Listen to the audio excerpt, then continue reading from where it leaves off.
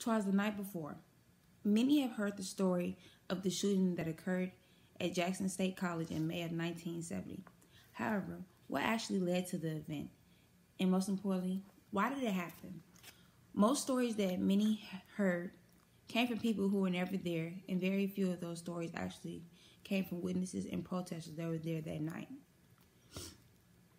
So what led to the night that killed Philip Gibbs and James Earl Green, two promising young black Jacksonians? Was it the Kent State protest that led to the shooting? The civil rights movement? Or the war that couldn't make a difference in the state of Mississippi?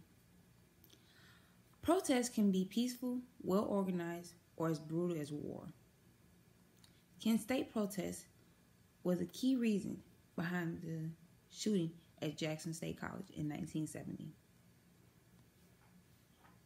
Outside the female dormitory, Alexander Hall, ended in lives of Philip Gibbs and James Earl Green.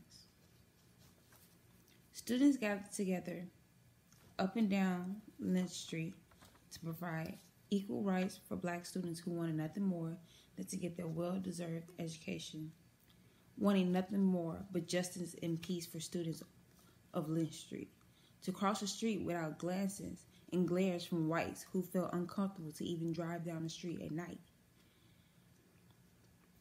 In just an instance, their rights were taken from them that night, in an unapologetic and relentless way by those who were involved and bystanders. The war that was happening in the background may come off as nothing to do with the shooting.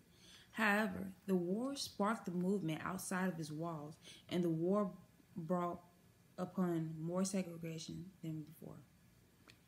Just as desegregation was uprising, the war seemed to backfire on the movement, the Black Power movement, a movement within the black community that brought an uproar with all black colleges around to embrace their black culture and not to hide them. This movement sparked another protest on Lynch Street, where college students standing side by side, not moving, just observing, as if there were statues in the moment. As white officers opened fire, literally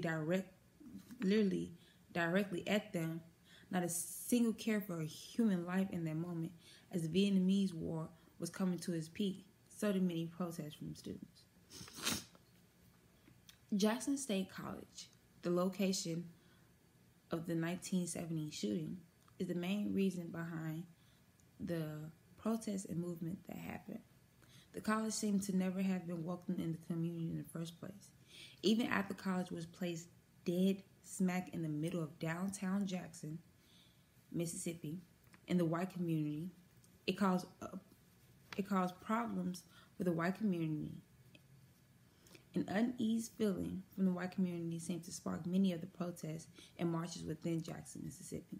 The black community did not take too kindly to the treatment they were receiving while in their neighborhood, treated as if they were outsiders, ones who were not welcome nor wanted.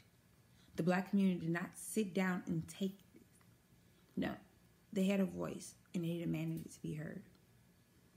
Peaceful protesters and march in the black community fought for Jackson State University to become a desegregated college home for all races, ethnicity, and religions.